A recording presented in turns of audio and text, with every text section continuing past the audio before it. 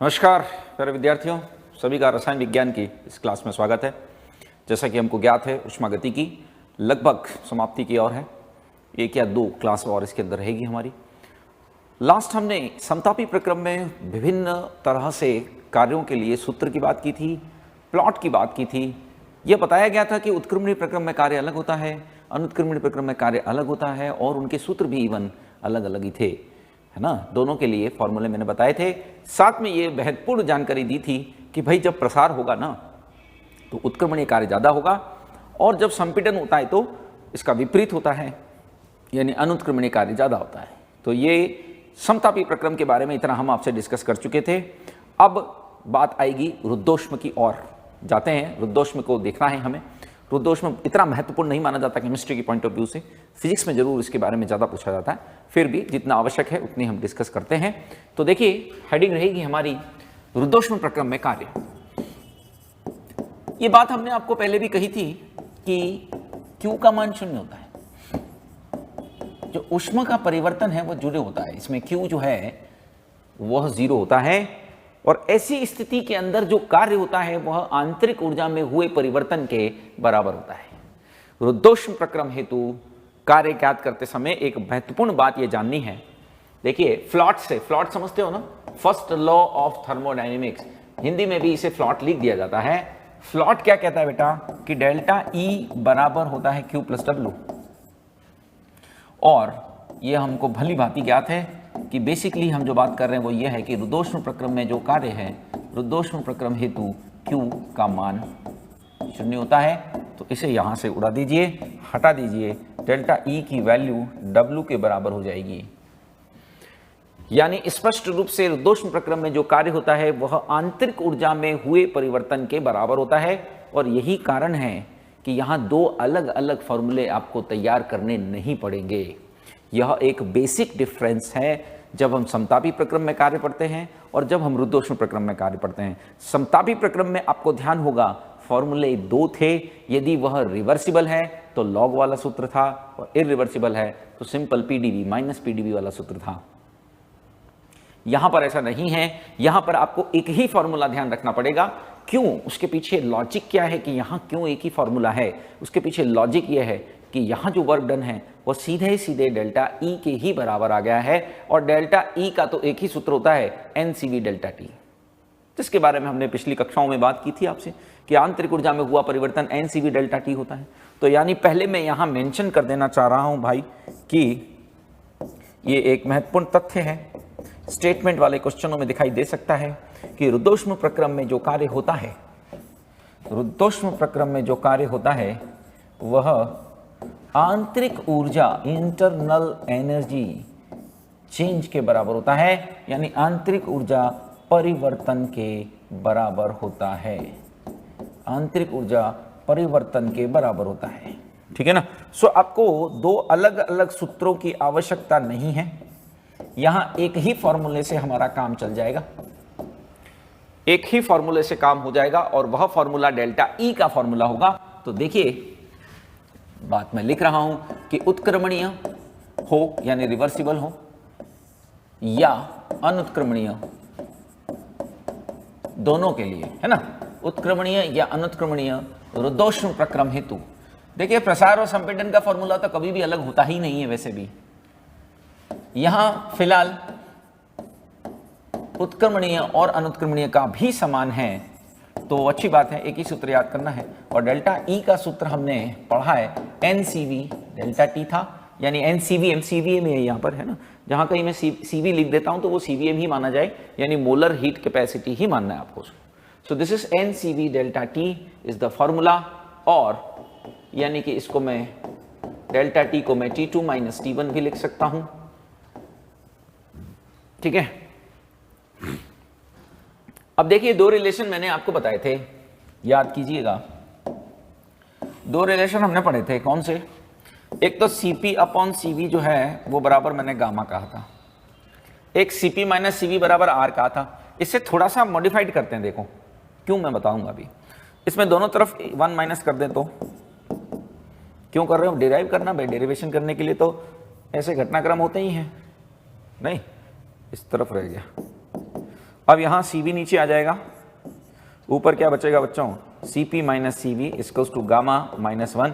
हमको ज्ञात है भली भांति कि ये R होता है, Cp माइनस Cv R होता है, यानी यहां से Cv की वैल्यू आ गई R अपन गामा माइनस 1। आ गई कि नहीं आ गई? देखिए Cv की वैल्यू आ गई R अपॉन Cv, इधर चला जाएगा, गामा माइनस 1 यहाँ आ जाएगा, तो R अपॉन गामा माइनस 1 भी मैं इसको लिख सकता हूँ क्या? बिल्कुल लिख सकते हैं। तो W बराबर R upon this is coming out to be gamma minus 1 T2 minus T1। यह रुद्धोष्म प्रक्रम में हुए कार्य को ज्ञात करने का सूत्र है। गामा के मान परमाणुकता पर निर्भर करते हैं, ऐसी बात आपको पहले भी बताई गई थी, याद है बच्चों? इसका अलग अलग गैसेस के लिए उनकी एटॉमिसिटी के अनुसार, यानी कि उनकी परमाणुकता के अनुसार भिन्न भिन्न मान हुआ करते थे। उनकी परमाणुकता के अनुसार डिफरेंट वैल्यूज उसकी हुआ करती थी। ये जानकारी हमने आपको दी थी पहले। अच्छा, यहाँ एक और चीज हम देख सकते हैं कि बेटा आपको मालूम है ना कि PV is equals to nRT होता है। सो यानी कि मैं यहाँ इस nR this n into R into T2 minus T1, तो nRT2 माइनस nRT1 इसको लिख सकता हूँ। इसको मैं थोड़ा सा आगे बढ़ाऊँ तो मैं ऐसा लिख सकता हूँ कि नहीं कि nRT2 minus nRT1 upon gamma minus 1, और ये जो है PV इक्वल्स टू nRT के हिसाब से इसको मैं फॉलो करूँ तो ये हो जाएगा P2V2 minus P1V1 upon gamma minus 1। तो ये एक और सूत्र माना जा सकता है in order to find out the work in adiabatic process, यानी कि रुद्धोष्म प्रक्रम में हुए कार्य की गणना।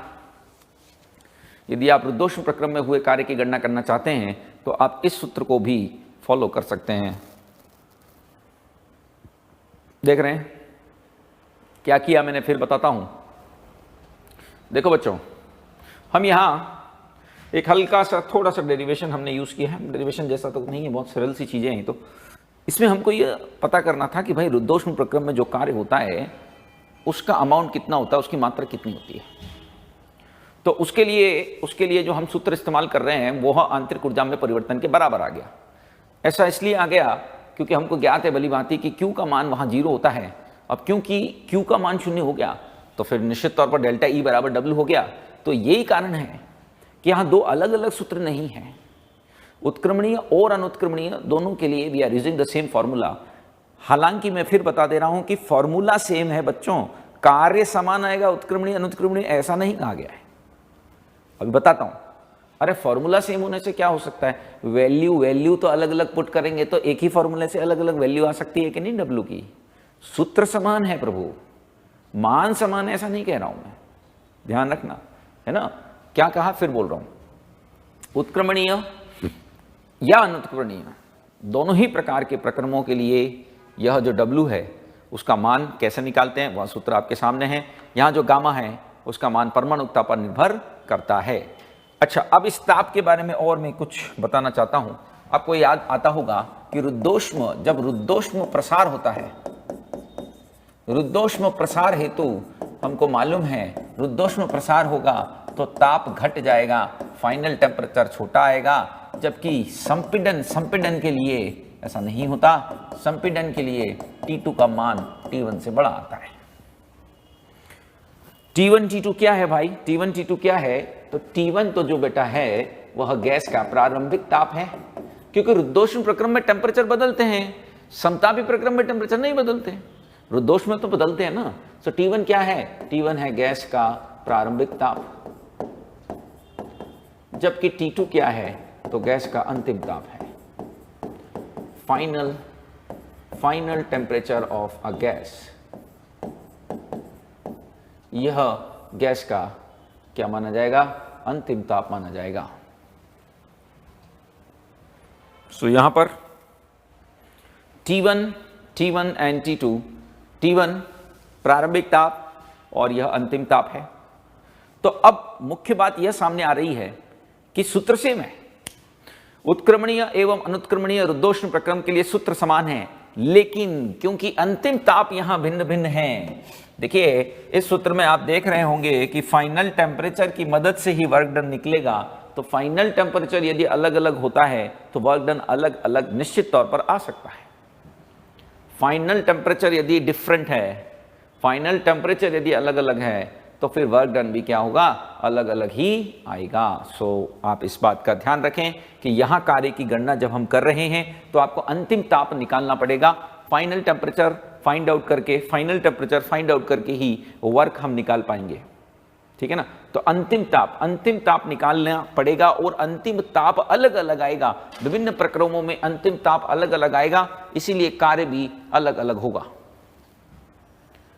फाइनल टेम्परेचर अलग अलग आएगा, इसीलिए कार्य अलग अलग होगा। इस बिंदु को मैं यहां आपको लिखा भी देता हूं कि हम क्या कहना चाह रहे हैं। देखिए, रुद्धोष्म उत्क्रमणीय रिवर्सिबल एवं इरिवर्सिबल, समझते होंगे इतना, प्रक्रम में कार्य को ज्ञात करने का सूत्र समान है। महत्वपूर्ण बात है ये, ज्ञात करने का फॉर्मूला सेम है, सूत्र समान है।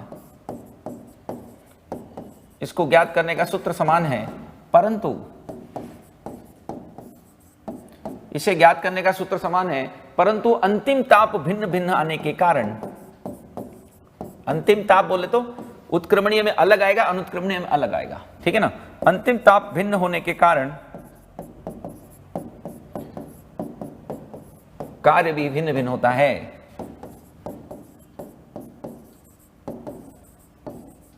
ध्यान रखें, कार्य समान नहीं होगा, उसका मान समान नहीं होगा, केवल फॉर्मूला सेम है ना। Formula is same, no doubt, यहां सूत्र समान है, इसमें शक नहीं है कि यहां फॉर्मूला सेम है। रिवर्सिबल और इरिवर्सिबल प्रक्रम में कार्य को ज्ञात करने का सूत्र तो समान है, परंतु अंतिम ताप भिन्न होने के कारण कार्य भी क्या होगा, भिन्न भिन्न आएगा। वर्क डन जो है वह डिफरेंट होगा। हालांकि यहां पर हमने कहा कि भाई फॉर्मूला तो जो है वह सेम ही है, ठीक है ना। अब देखिएगा क्या हम कहना चाह रहे हैं। देखिए, एक प्रश्न से इस बात को समझाने का प्रयत्न करता हूं, एक क्वेश्चन के थ्रू में इस बात को समझाने का प्रयत्न कर रहा हूं। बहुत अच्छा प्रश्न है, ध्यान से देखिएगा। जैसे ये ताप इधर से इधर चेंज हो रहा है, ठीक है, बढ़ रहा है। हमारे पास यहां हमको T1 दे रखा है, T1 यहां प्रारंभिक ताप है और 4 अन्य ताप दे रखे हैं। 4 क्यों दे रखे हैं अभी बताऊंगा। भाई आपको मालूम है ना कि 4 तरह के प्रक्रम संभव हैं। यह आपका T2, T3, T4, T5, 4 ताप क्यों दे रखे हैं? क्योंकि आपको मालूम है कि रुद्धोष्म जब प्रक्रम होता है तो उसके अंदर प्रसार जो है वो 2 तरह के हो सकता है, उत्क्रमणीय, अनुत्क्रमणीय। संपीडन भी 2 तरीके हो सकता है, उत्क्रमणीय, अनुत्क्रमणीय। तो कुल मिलाकर के हम ये कह सकते हैं कि यहाँ 4 विभिन्न प्रकार से कार्य संभव है, या 4 विभिन्न प्रकार के कार्य संभव हैं।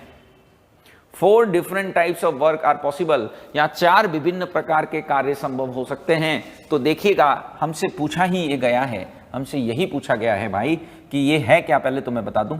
देखिए T1, प्रश्न देखेंगे, T1 ताप वाली गैस, T1 ताप वाली गैस को रुद्धोष्म रूप से प्रसारित, संपीड़ित, दोनों किया है आपने, करने पर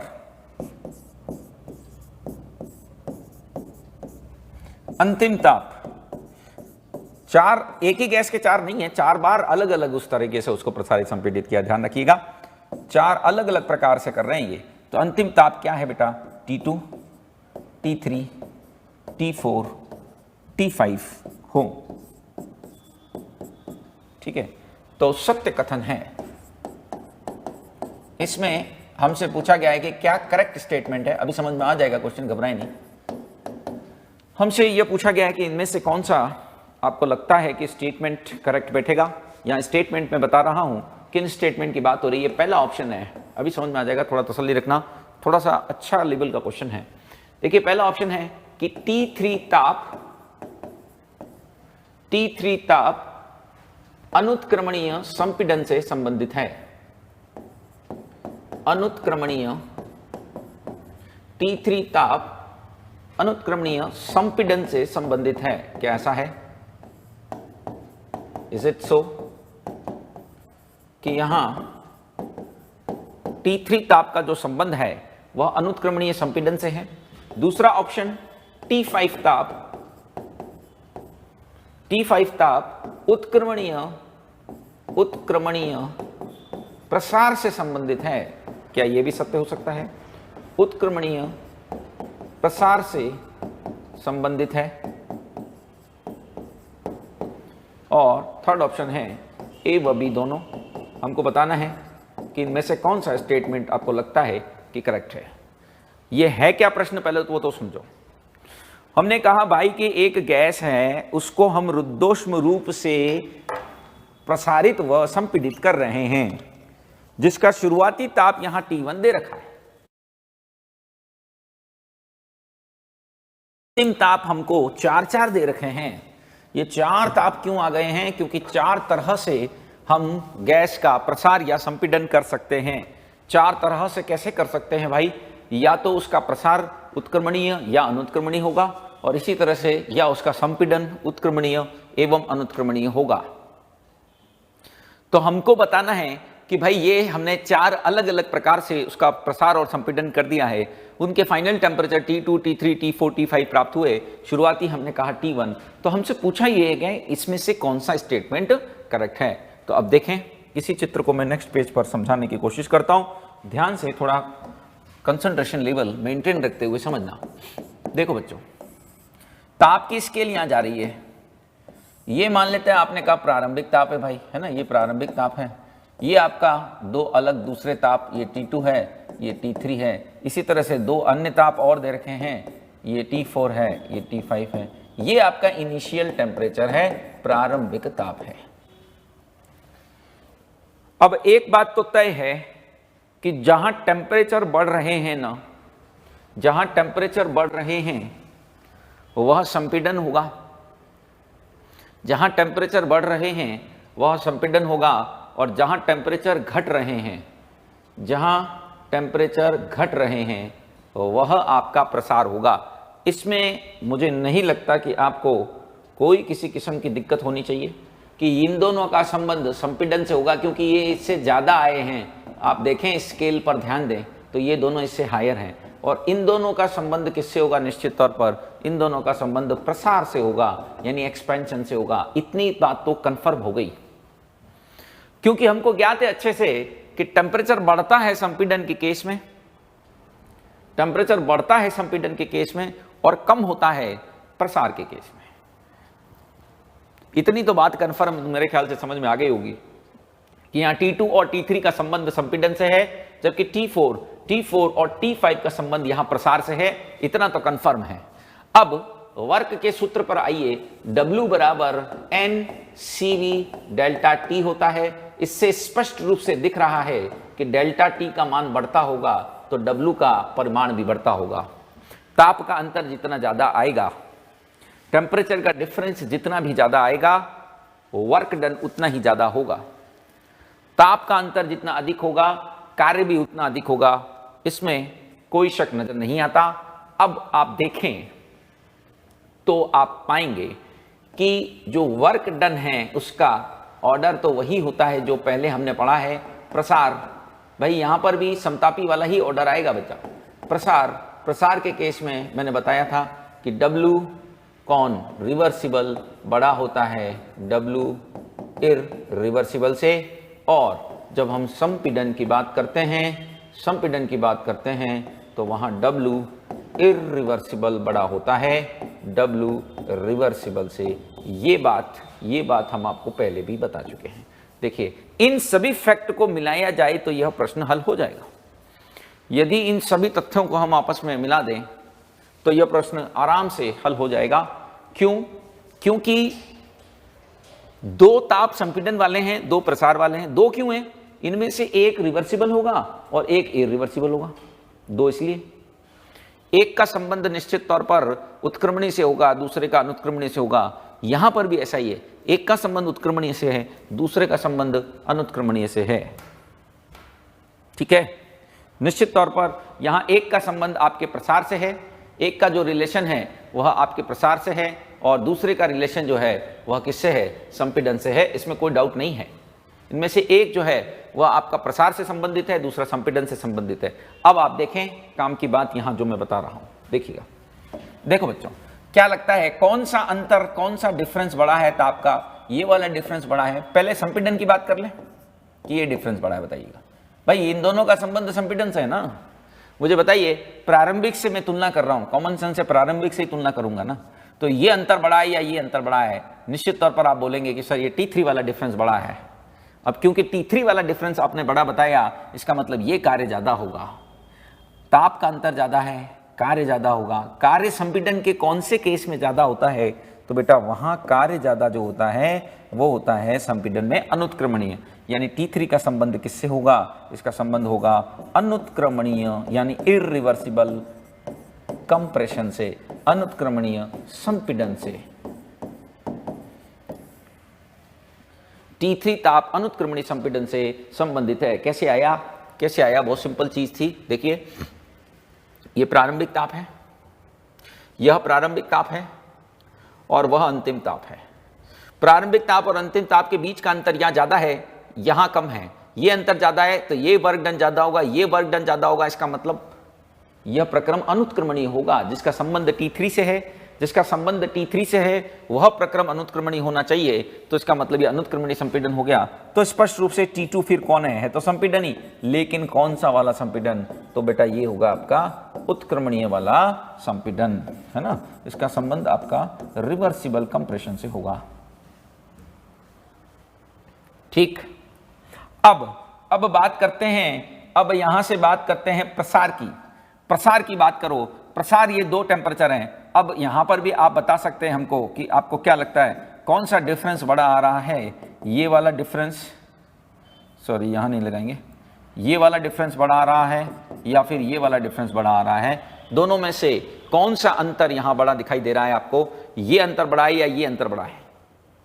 गणना तो हम T1 ताप से ही करेंगे, गणना तो हम T1 ताप से ही करेंगे कंफर्म रूप से।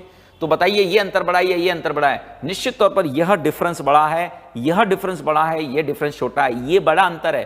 अंतर से क्या होगा भाई? ये देखो ना फॉर्मूले से, ये होगा कि डेल्टा T और W तो सीधे सीधे प्रोपोर्शनल है ना एक दूसरे के। सो ये डेल्टा T बड़ा है, यह अंतर, मुझे वैल्यू से मतलब नहीं है, डिफरेंस देखिए आप, ये अंतर बड़ा आ रहा है। इसका मतलब यहां कार्य ज्यादा हुआ होगा, और जो कार्य ज्यादा हुआ होगा तो प्रसार में कौन सा कार्य ज्यादा होता है?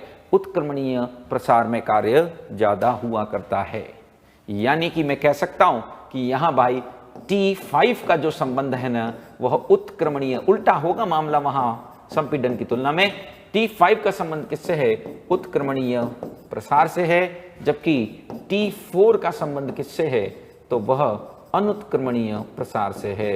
It is related to the irreversible expansion.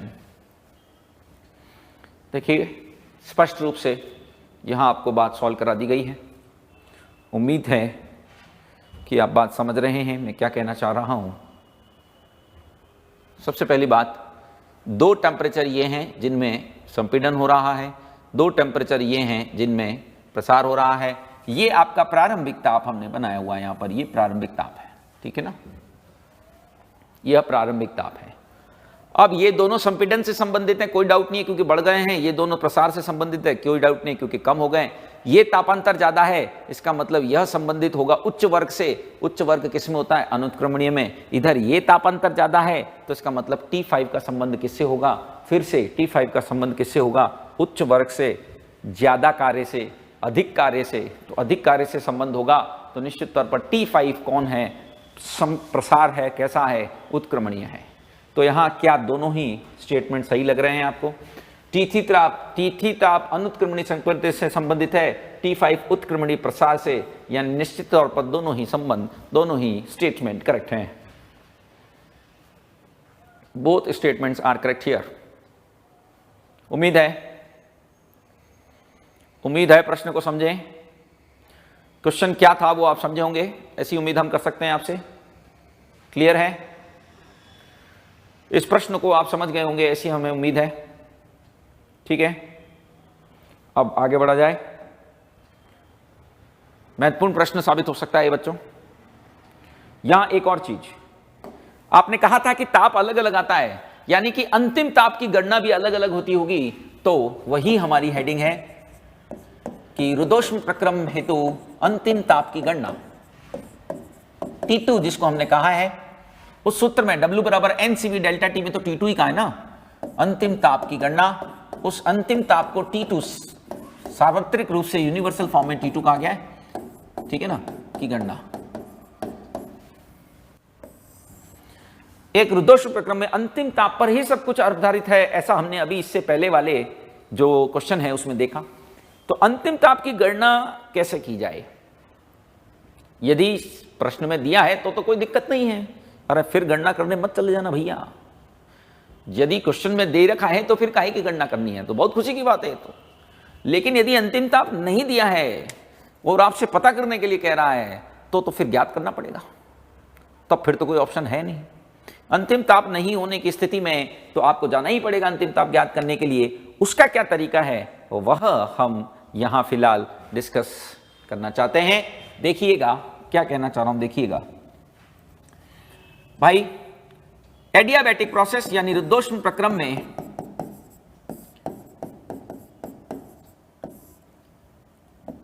में अंतिम ताप की गणना,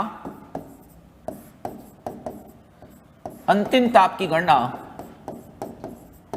उत्क्रमणीय यानी कि रिवर्सिबल एवं अनुत्क्रमणीय में भिन्न भिन्न तरीके से होती है, अलग अलग फॉर्मूले से होती है।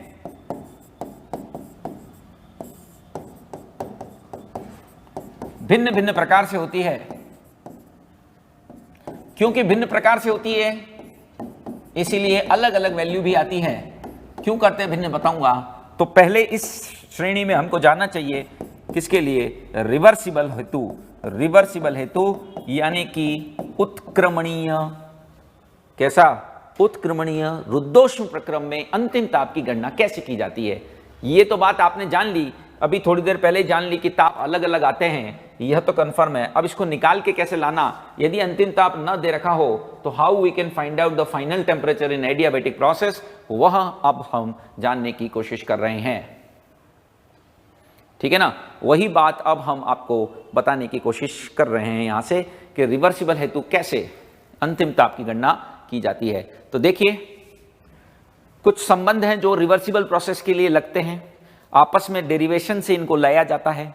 यहां हम इनको केवल डायरेक्टली फॉर्म के रूप में बात कर रहे हैं। ये संबंध आपके एनसीईआरटी केमिस्ट्री में नहीं है तो इसीलिए अधिक डिटेल नहीं जा रहे, ठीक है ना। एक रिलेशन जरूर मैं बता रहा हूं, क्या कहना चाह रहा हूं देखिए।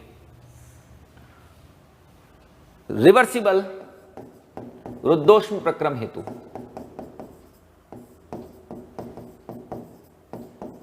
यहां तीन हम संबंध बता रहे हैं। एक होता है बेटा PV gamma is equals to constant. Gamma क्या है बात कर चुके हम। दूसरा होता है इसी से इन्हीं को घुमा फिरा करके आता है T V gamma -1 is equals to constant.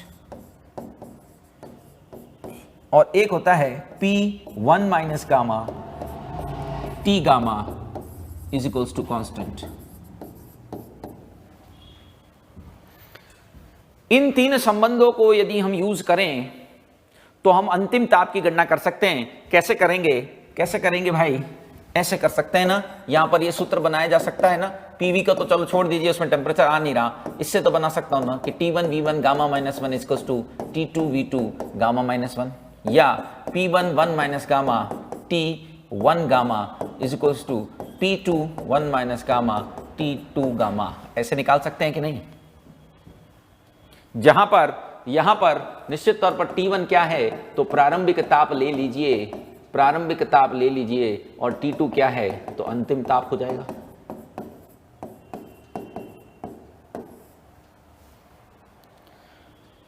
इन सूत्रों की सहायता से हम किसी भी तो रुद्धोष्म लेकिन उत्क्रमणीय, चाहे प्रसार हो रहा हो चाहे संपीड़न हो रहा हो, उससे कोई फर्क हमें नहीं पड़ रहा, चाहे प्रसार हो चाहे संपीड़न हो, को हम इसकी सहायता से ज्ञात कर सकते हैं, को हम इसकी मदद से ज्ञात कर सकते हैं। उम्मीद है बात समझ रहे हैं मैं क्या कहना चाह रहा हूं। सुनिएगा, कार्य की गणना करने के लिए हमको we needed the final temperature, हमको अंतिम ताप की आवश्यकता होती है। अंतिम ताप निकालने का तरीका अलग अलग प्रक्रमों में अलग अलग होता है। फाइनल टेम्परेचर निकालने का जो तरीका होता है वह अलग अलग प्रक्रमों में अलग अलग है। रिवर्सिबल के लिए यह सूत्र इस्तेमाल कर सकते हैं, इरिवर्सिबल के लिए यह करेक्ट नहीं होते हैं।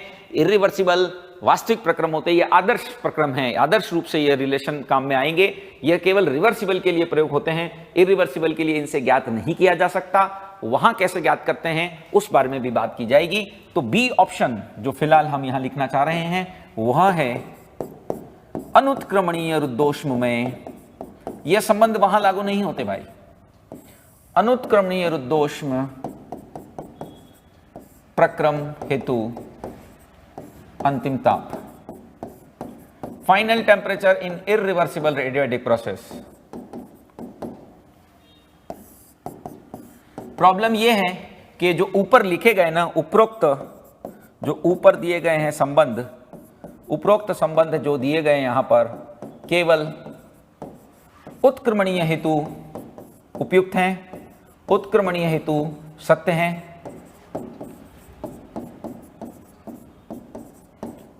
ठीक है ना। अतः अनुत्क्रमणीय हेतु, अनुत्क्रमणीय हेतु अंतिम ताप इनसे ज्ञात नहीं होता।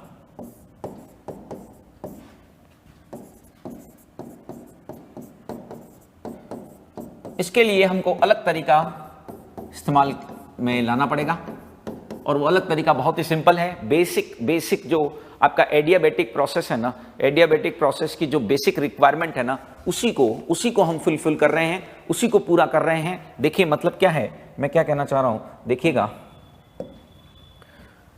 हमने ये कहा कि ये संबंध जो है वह केवल उत्क्रमणीय हेतु सही है। अनुत्क्रमणीय हेतु कैसे निकालेंगे, बहुत आसान है। प्रथम नियम लगा दो, डेल्टा ई बराबर Q plus W. No doubt आपको मालूम है कि रुद्धोष्म के लिए Q बराबर 0 होता है, तो डेल्टा E बराबर क्या कर दीजिए, W कर दीजिए। बस यहीं से आप निकाल सकते हो। डेल्टा E का सूत्र क्या होता है, NCV डेल्टा T मतलब T2 माइनस T1 बराबर यहाँ PV2 माइनस V1। यहां से आप अंतिम ताप की गणना करेंगे यदि प्रक्रम आपका क्या है, अनुत्क्रमणीय है। अंतिम ताप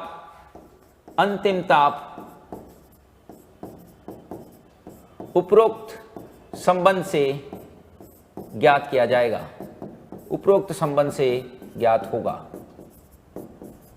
ठीक है। रुद्धोष्म के लिए हमने क्या जाना, मैं फिर सारी बातें बता देता हूं।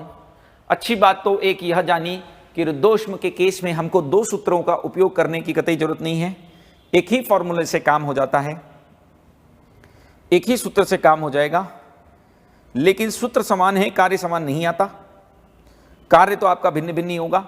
कार्य को ज्ञात करने के लिए हमको अल्टीमेटली इस्तेमाल करना है किसका, आंतरिक ऊर्जा में हुए परिवर्तन का, है ना।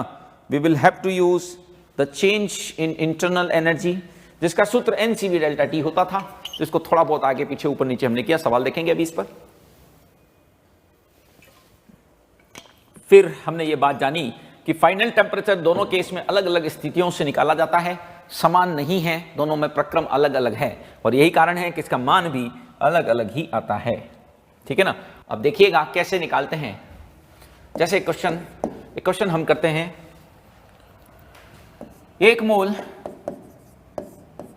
एकल परमाणुवीय मोनो एटॉमिक,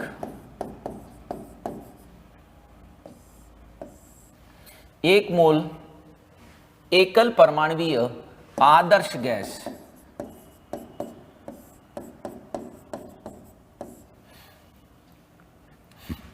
रुद्धोष्म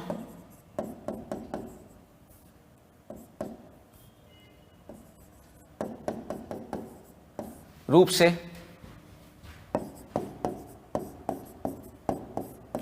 प्रसारित होती है, जिससे उसका ताप घटकर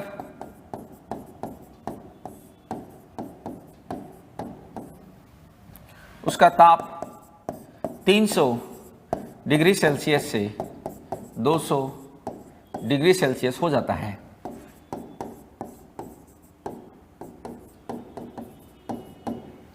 ताप घटेगा ना, प्रसार होगा, एक्सपेंशन होगा तो निश्चित तौर पर ताप में कमी आएगी।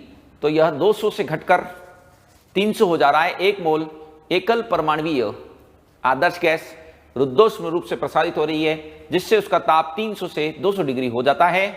निम्न को ज्ञात करें। कुछ कहा गया है आपको कि इन पैरामीटर्स को ज्ञात करें, इन वैल्यूज को ज्ञात करें। आप इनके मान ज्ञात करने के लिए कहे गए हैं। पहला जो ऑप्शन है वह है आपका, इसमें जो आपको निकालना है वह है W यानी कार्य। दूसरा निश्चित तौर पर Q, वो हम जानते ही हैं। तीसरा डेल्टा E और चौथा डेल्टा H। यह मान हमको यहां ज्ञात करने के लिए कहे गए हैं। देखिए प्रश्न को समझें। प्रश्न यह है कि 1 मोल एकल परमाणुवीय हमारे पास आदर्श गैस है और उसे रुद्धोष्म रूप से हमने क्या कर दिया, प्रसारित कर दिया। एडियाबेटिकली हम उसको एक्सपेंड कर रहे हैं। उसका ताप घट गया है, 300 से 200 हो गया। तो देखिए W कैसे ज्ञात करेंगे। चाहे रुद्धोष्म कैसा भी हो, W एक ही सूत्र होता है जैसा हमने बार बार जाना था, NCV T2 - T1।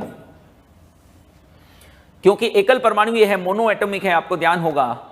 Mono atomic के लिए मोनो एटॉमिक मतलब एकल परमाणु है ना। मोनो एटॉमिक जिसका मतलब होता है एकल परमाणुवीय के लिए मान हमने पिछली क्लास में बताए थे। गैस हेतु हमने आपको कहा था कि Cp और Cv दोनों के मान कितने कितने होते हैं। Cp तो बेटा इसका था 5/2R, ठीक है, और Cv इसका था जो 3/2R। Cp और Cv के मान हमने आपको बताए थे। यहां फिलहाल हमको Cv यूज करना है, मोल तो 1 हो गया, इसमें कोई प्रॉब्लम है नहीं। Cv is 3/2R। 3/2R, R का मान कैलोरी में रख दूं तो आंसर कैलोरी में आ जाएगा। डिफरेंस आपका 100 का होगा, उसमें कोई डाउट नहीं है। डिग्री में लो, केल्विन में लो, कोई फर्क नहीं पड़ रहा है, डिफरेंस तो सेम ही आता है ना। चाहे डिग्री हो चाहे केल्विन हो, डिग्री हो या कि केल्विन हो, दोनों ही स्थितियों में फाइनल टेम्परेचर डिफरेंस जो है ना, डिफरेंस तो सेम ही आएगा ना बेटा। सो कोई बदलाव की यहाँ कोई जरूरत नहीं है, अंतर तो उतना ही आएगा। सो ये वैल्यू आपके सामने है, कट पिट जाएगा मामला। यहाँ -100 है। एक महत्वपूर्ण बात यह है कि ये माइनस का 100 है। क्यों माइनस का 100 है? देखिए फाइनल टेम्परेचर यहाँ पर क्या दिया है, 300 से 200, इसका मतलब 200 इज द फाइनल टेम्परेचर, और ये 300, इसका मतलब यह माइनस का 100 आएगा भाई। ये क्योंकि प्रसार हो रहा है तो ताप घटा ही होगा, वो तो सिंपल ही है। तो ये माइनस का ही आंसर 300 कैलोरी आ जाता है। जो वर्क डन है वह भी माइनस का 300 कैलोरी आ जाएगा। यह कार्य की गणना हुई। किस प्रकार का प्रक्रम था? रुद्धोष्म प्रकार का प्रक्रम है। It's an adiabatic process. रुद्धोष्म प्रकार का प्रक्रम था। आंसर हुआ माइनस का 300 कैलोरी। अभी Q, डेल्टा E और डेल्टा H के बारे में भी आपसे बात की गई है। तो Q तो हमको मालूम है 0 होगा, क्योंकि प्रक्रम रुद्धोष्म आते ही इसकी तो चिंता खत्म ही हो जाती है। रुद्धोष्म प्रक्रम है तो Q की कोई टेंशन रहती ही नहीं है। डेल्टा H, डेल्टा E बराबर W होता है। क्योंकि Q बराबर 0 है तो डेल्टा E बराबर डायरेक्टली सीधे सीधे -300 कैलोरी ही आ जाएगा। कोई डिफरेंस इसमें आने वाला नहीं है। रुद्धोष्म प्रक्रम के लिए अब हम इस क्लास के शुरुआत से जानने की कोशिश कर रहे हैं कि कार्य आंतरिक ऊर्जा में हुए परिवर्तन के बराबर होता है। नेक्स्ट डेल्टा H बराबर NCP डेल्टा T होता है। ये हमने अभी जाना। ये Cp का मान 5/2R है, तो ये 5/2 इंटू R का मान 2, वही ताप माइनस का 100, जो डिफरेंस आएगा वो तो सेम ही आएगा। तो डेल्टा H यहाँ माइनस का 500 कैलोरी आ रहा है। तो यह हुआ किससे संबंधित प्रश्न, एडियाबेटिक प्रोसेस, यानी जिसे हम कहते हैं रुद्धोष्म प्रक्रम। रुद्धोष्म प्रक्रम से संबंधित सवाल था। एक मोल एकल परमाणुीय यानी मोनोएटॉमिक आइडियल गैस थी जो एडियाबेटिकली ही एक्सपैंड हो रही थी, प्रसारित हो रही थी, उससे उसका ताप घट रहा है 200 से 300 से 200 घटना ही तय था, क्योंकि एक्सपेंशन के केस में, प्रसार के केस में ताप के मान में सदैव कमी आती है। जानते ही हम इस बात को कि जब प्रसार होगा तो ताप का मान घट जाता है, तो 300 से यह 200 घटकर आ गया। ऐसी सूरत में हमसे पूछा था कि निम्न वैल्यूज को आप ज्ञात करें। ठीक है, तो वैल्यूज तो ज्ञात हो गई, कोई दिक्कत इसमें आनी नहीं चाहिए, सभी मान निकाल दिए। ऐसा ही प्रश्न हमने जो है वह समतापी के केस में भी आपको करवाया था, यदि आपको ध्यान हो तो। सेम पैटर्न का क्वेश्चन हमने आइसोथर्मल के केस में भी देखा था। ठीक है ना, आइसोथर्मल के केस में भी हमने समान प्रकार का प्रश्न कराया था। अब देखिए बच्चों, यहां से समतापी प्रक्रम में कार्य हो गया, रुद्धोष्म प्रक्रम में कार्य हो गया। अब हम बात कर रहे हैं द्वितीय नियम की, स्लॉट जिसको हम बोलते हैं ऊष्मागतिकी का द्वितीय नियम। देखिए वो क्या कहता है, हेडिंग है प्रथम नियम और शून्यवां नियम तो हम पहले ही कर चुके हैं कवर। ऊष्मागतिकी का द्वितीय नियम, व्हाट इट सेज, इसको बोलते हैं स्लॉट। स्लॉट बोले तो second law of thermodynamics, second law of thermodynamics full form है। देखिए क्या कहना है इस लॉ का। बेटा फर्स्ट वाले लॉ के अंदर हम एनर्जी कंजर्वेशन की बात करते थे, ऊर्जा संरक्षित रहती ऐसी बात करते थे, लेकिन प्रथम नियम में ऊर्जा के ट्रांसफर की दिशा नहीं बताई जाती, ये उसकी कमी है। वो आपको दिशा के बारे में बात नहीं करता, ऊष्मा प्रवाह या ऊर्जा प्रवाह की दिशा के बारे में बात नहीं करता, उसके बारे में सबसे पहले इंट्रोडक्शन दिया इस द्वितीय नियम ने। तो मुख्य बात है कि ये ऊर्जा या ऊष्मा प्रवाह की दिशा के बारे में है। मेनली मूल रूप से यह कैसे प्रथम नियम से बेहतर है कि यह नियम जो है ना वह मूल रूप से ऊर्जा या ऊष्मा, कुछ भी कह लीजिए, प्रवाह, ऊर्जा या ऊष्मा प्रवाह के दिशा के बारे में है। यह जानकारी नहीं थी प्रथम नियम में। प्रथम नियम में यह तो बात आ गई थी कि ऊर्जा का एक रूप से दूसरे रूप में परिवर्तन होता है, रूपांतरण होता है, ट्रांसफॉर्मेशन होता है, यह बात तो आ चुकी थी।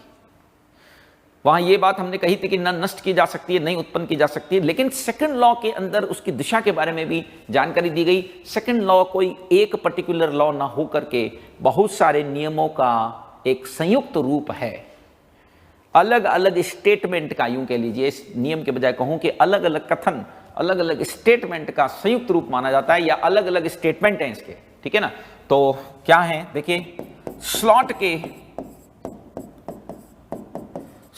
के विभिन्न कथन निम्न हैं।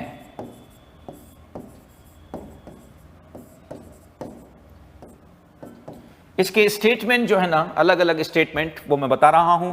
पहला स्टेटमेंट ये मैं स्टेटमेंट लिखता जाता हूं फिर एक्सप्लेन करता जाऊंगा। ऊष्मा प्रवाह की दिशा के बारे में ही है कि ऊष्मा का प्रवाह, इसका यह कहना है बेटा कि ऊष्मा यानी हीट फ्लो, ऊष्मा का प्रवाह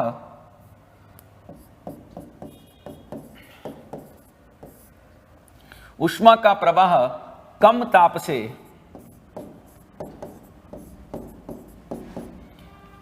अधिक की ओर नहीं हो सकता, अधिक ताप की ओर नहीं हो सकता,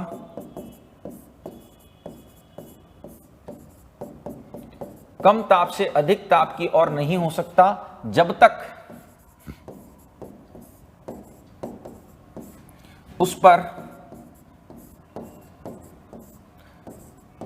बाह्य कार्य यानी एक्सटर्नल वर्क न किया जाए। ठीक है ना, कार्य न किया जाए एक्सटर्नल, जब तक उस पर बाह्य रूप से कार्य न किया जाए। ठीक है ना, यानी कि बिना एक्सटर्नल वर्क के ये मान के चलो कि ऊष्मा का प्रवाह कम ताप से ज़्यादा ताप की ओर तो नहीं होगा। सिंपल चीज़ है, हीट कहाँ से कहाँ जाती है? हाई टेम्परेचर से लो टेम्परेचर की ओर जाती है। तो क्या हम उसे लो से हाई की ओर भेज ही नहीं सकते? भेज सकते हो, अपने आप नहीं भेज सकते, उसके लिए कार्य करना पड़ेगा। भेजते ही हैं, रेफ्रिजरेटर के अंदर होता है, लो टेम्परेचर से हाई टेम्परेचर की ओर होता है, लेकिन उसके लिए हमको बिजली भी तो खर्च करनी पड़ रही इतनी सारी, और बिल भी तो आता है भाई रेफ्रिजरेटर का, अपने आप थोड़ी ना है। अपने आप हो रहा होता तो इतना बिल काहे दे रहे हो? सो स्पष्ट रूप से ऊष्मा का प्रवाह अपने आप जो होगा वो तो हाई से लो टेम्परेचर की ओर ही होगा। यदि आप उसको लो से हाई की ओर भेजना चाह रहे हैं तो उसको आप कार्य करना पड़ेगा, कोई ना कोई ऐसा एक्सटर्नल फोर्स तो आपको लगाना ही पड़ेगा, अपने आप तो नहीं होगा। ये अब इसका पहला स्टेटमेंट माना जाता है। दूसरा स्टेटमेंट देखें, ऐसा ऊष्मा इंजन नहीं बनाया जा सकता, हीट इंजन नहीं बना सकते, जो नहीं बना सकते जो ऊष्मा को पूर्णतः कार्य में बदल दे। ऐसा इंजन हम नहीं बना सकते, यानी दक्षता 100% नहीं हो सकती, कुछ ना कुछ ऊष्मा का लॉस होता ही है।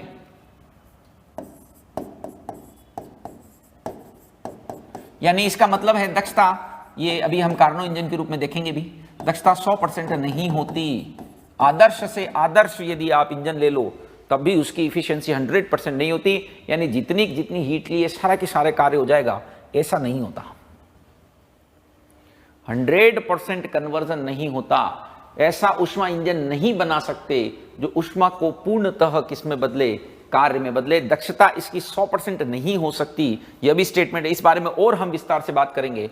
तीसरा स्टेटमेंट देखते हैं, ब्रह्मांड की हम कह सकते हैं कि एंट्रोपी, यानी इसको यूनिवर्स लिख देते रहे भाई, यूनिवर्स की एंट्रोपी अभी हम टॉपिक के रूप में देखने वाले भी हैं, और पहले भी कई बार चर्चा कर चुका हूं मैं कि भैया एंट्रोपी जो है वह किसका मापक होती है? रैंडमनेस का, यादृच्छिकता का, है ना, अव्यवस्था का। सो ब्रह्मांड यानी यूनिवर्स की एंट्रोपी क्या होती है? निरंतर बढ़ती जाती है। इस स्टेटमेंट को हम अभी विस्तार से देखेंगे। एंट्रोपी अव्यवस्था का मापक होती है। ध्यान रखना, किसी भी स्वतः प्रक्रम के दौरान एंट्रोपी जो है वह उसका क्या हो रहा है? इंक्रीज होती जा रही है। ये हम डिस्कस करेंगे डिटेल के अंदर। और चौथा एक ऑप्शन यह भी है कि सभी प्राकृतिक प्रक्रम, नेचुरल प्रोसेस जो होते हैं ना, वह कैसे होते हैं? नेचुरल जो प्रोसेस होते हैं वह क्या होते हैं? अनुत्क्रमणीय होते हैं, यानी इररिवर्सिबल होते हैं। Spontaneous natural process are irreversible. देखिए, प्रकृति के अंदर जो प्रक्रम हो रहे हैं वह अनुत्क्रमणीय हैं, इररिवर्सिबल है। निश्चित तौर पर ऐसा हम कह सकते हैं। क्यों ऐसा कह सकते हैं?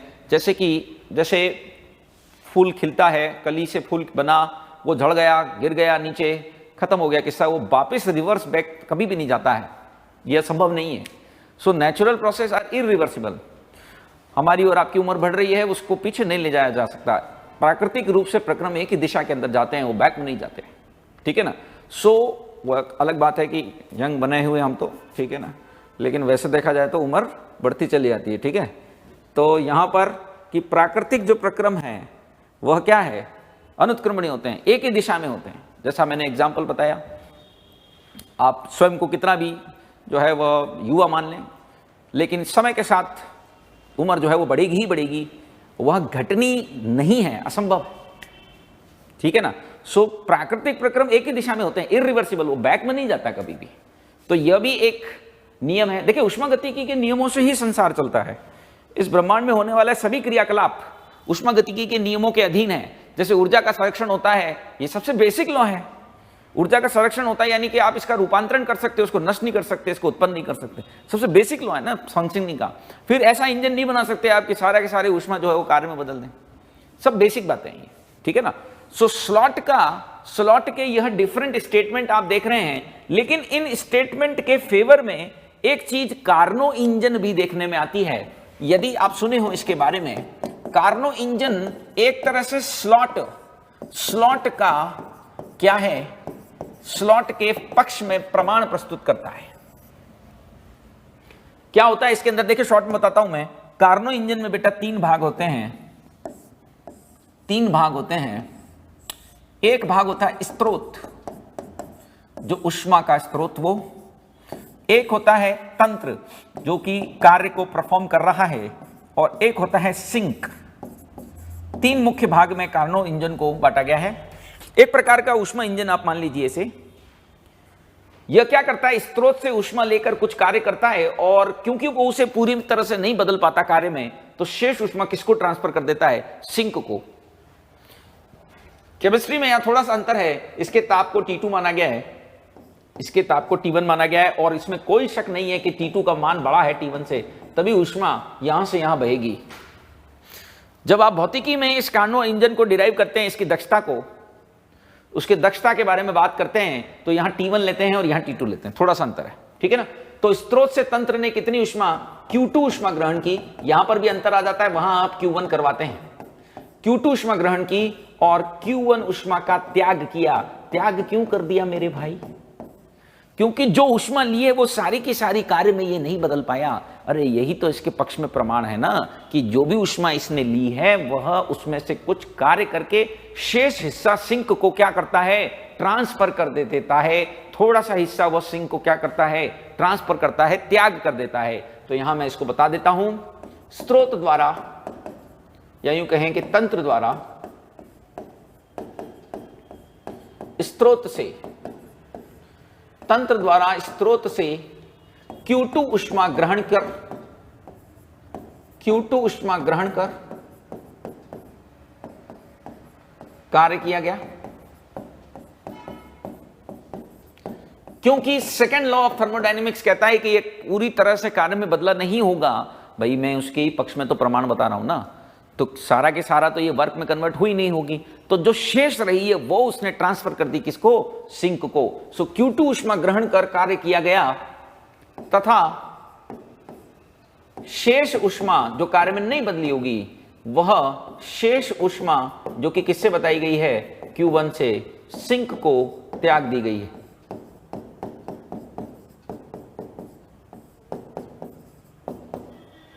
Q2 ऊष्मा ग्रहण की गई, Q2 ऊष्मा को लिया गया, Q1 ऊष्मा का त्याग किया गया। किसको किया गया, सिंक को किया गया। ये सिंक है भाइयों, सिंक को हमने, सिंक समझते हैं ना एक तरह से, जो सब चीज को बेकार वेस्टेज को एक्सेप्ट कर ले। सो तंत्र द्वारा स्रोत से Q2 ऊष्मा ग्रहण कर कार्य किया गया, तथा शेष ऊष्मा जो रिमेनिंग एनर्जी है वह Q1, वह सिंक को त्यागी गई, ठीक है ना। तो अब इस कार्नो इंजन की दक्षता कैसे निकालनी रही, कोई भी दक्षता क्या बताती है, किसी इंजन के लिए दक्षता क्या बताएगी, कि उसने कितना कार्य किया और कितनी ऊष्मा ली थी। यानी कि मैं यहां कह सकता हूं ना, कि ये क्या आएगी, ये आएगी बेटा ग्रहण की गई ऊष्मा, ये किया गया कार्य डिवाइड बाई ग्रहण की गई ऊष्मा। और यही तो दक्षता है, दोनों बराबर हो तो 1% या 100% आ जाएगा, 1 या 100%, है ना, ग्रहण की गई ऊष्मा।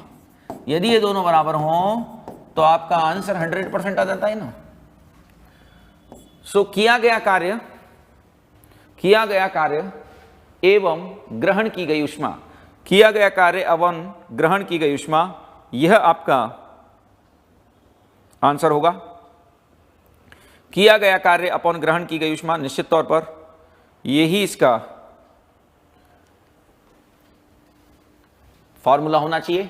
अब कार्य, ग्रहण की गई ऊष्मा कितनी थी, Q2 3, कार्य कितना किया गया, Q2 माइनस Q1, और इनटू क्या कर दिया जाएगा, 100। क्यों भाई, देखो यहां से Q2 ऊष्मा ली गई, सारी की सारी वह कार्य में तो नहीं बदल सकता, तो Q2 ऊष्मा ग्रहण की गई, Q1 त्याग दी गई, तो Q2 माइनस Q1 ही तो कार्य हुआ। Q2 ऊष्मा ली गई, Q1 ऊष्मा त्यागी गई, नहीं, Q2 ऊष्मा ली गई, Q1 ऊष्मा का त्याग कर दिया गया, तो कार्य कितना हुआ, Q2 माइनस Q1 ही तो हुआ। Work done is equal to Q2 minus Q1। So यहां पर निश्चित तौर पर यह सूत्र आ सकता है। तो इसे और ऐसे भी लिख सकते हैं हम, इसे ऐसे भी लिख सकते हैं कि 1 minus Q1 upon Q2 into 100 लिख सकते हैं। इसकी जगह हम टेम्परेचर भी लिख सकते हैं। आपको मालूम है Q और T तो एक दूसरे के प्रोपोर्शनल होते हैं, तो ये ईटा दक्षता को दर्शाने का तरीका है। इसकी जगह यह सूत्र भी लिखा जा सकता है कि 1 minus this is T1 upon T2 into 100। यह दक्षता ज्ञात करने का सूत्र हो गया। अब वो बात हम यहां सिद्ध करना चाहते हैं कि दक्षता 100% क्यों नहीं आती है। Why the efficiency is not equal to 100%? Why this efficiency is not equal to 100%? क्या कारण है, उसका लॉजिक क्या है, देख रहे होंगे। इस सूत्र से आप देखें, इस सूत्र पर ध्यान दें तो आप पाएंगे कि दक्षता 100% नहीं हो सकती। क्यों? क्योंकि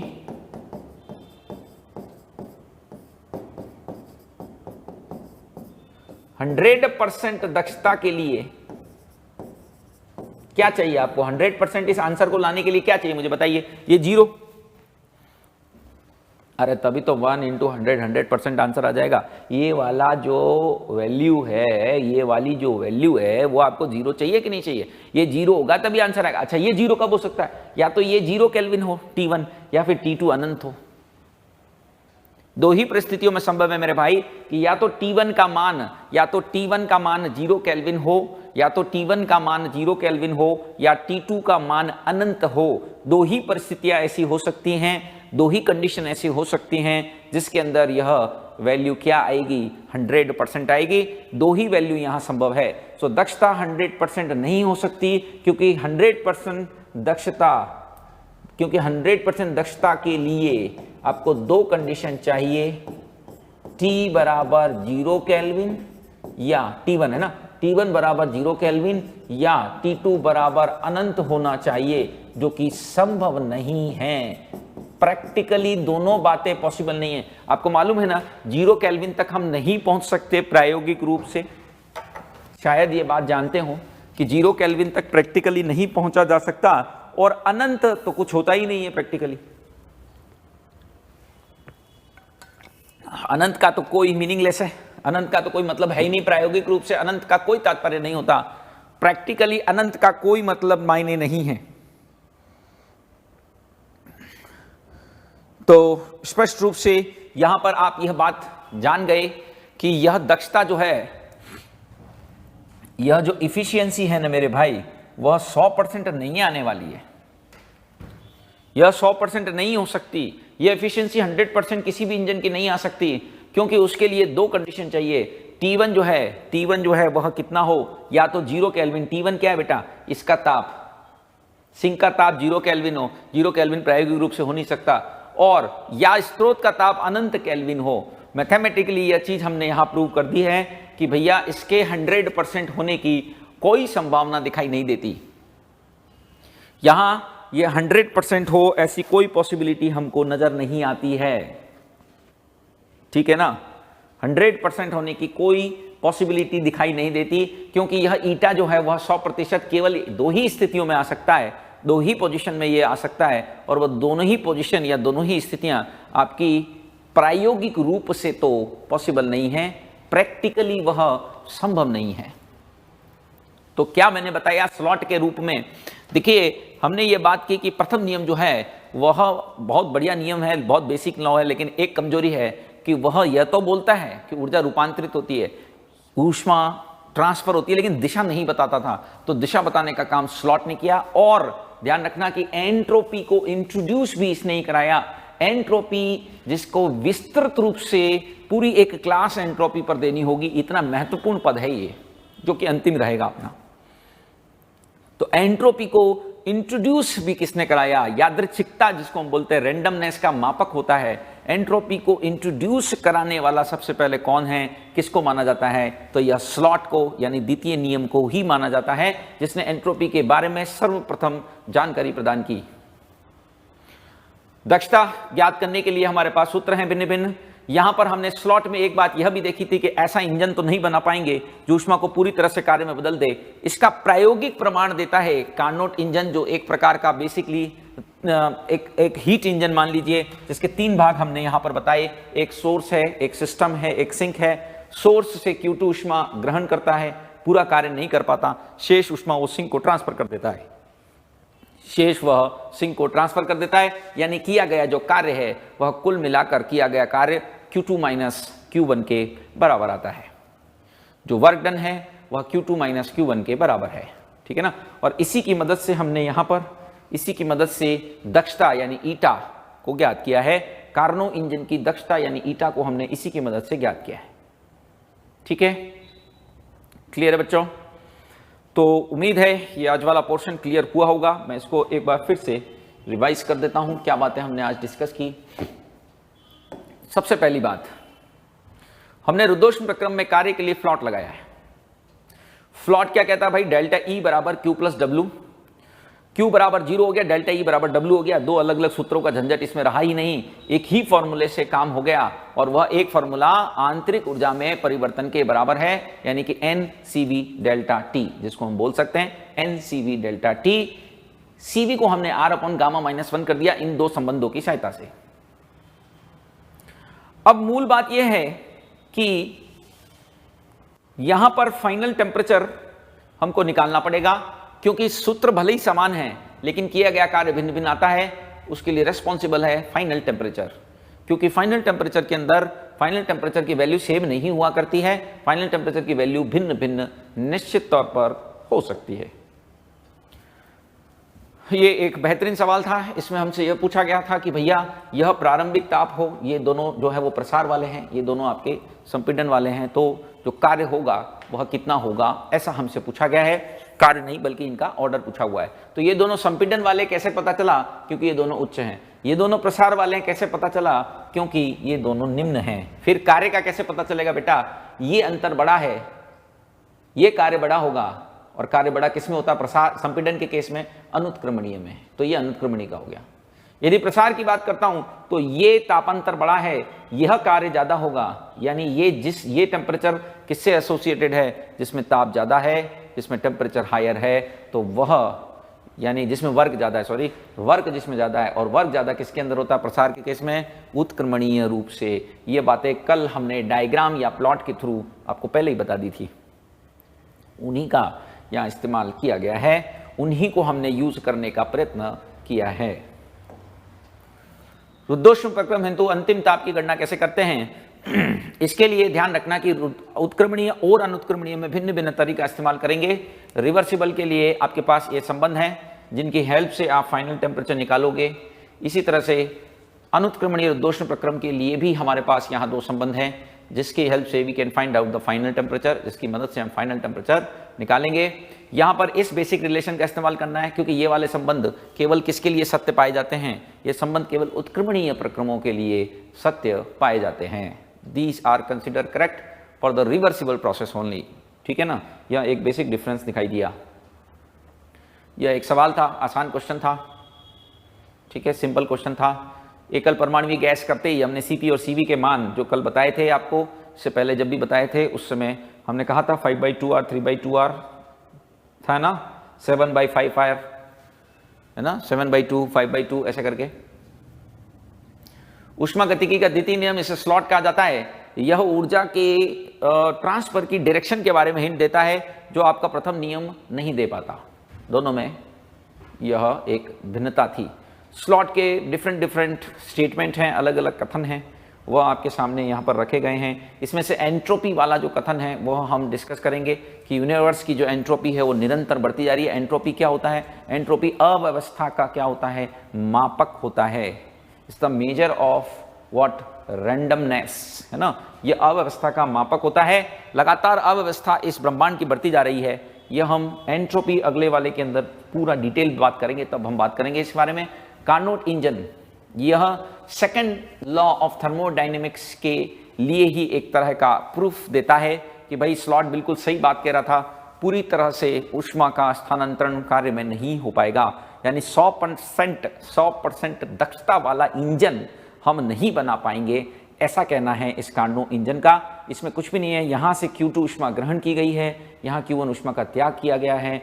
इस दौरान तंत्र इस ऊष्मा को लेकर और उसमें से कुछ हिस्से को किस में बदल दे रहा है, कुछ हिस्से को वह कार्य में बदल दे रहा है, और इसी कार्य की यहाँ पर ये कार्य ही आपको देखने में आया कि Q2 माइनस Q1 के रूप में लिखा गया है। अब हमने यह बात जानी कि भाई प्रायोगिक रूप से ये 100% दक्षता क्यों नहीं हो सकती, क्योंकि प्रायोगिक रूप से 100% दक्षता के लिए हमको क्या चाहिए कि ये वैल्यू 0 हो, तभी 100 आंसर आएगा इसका।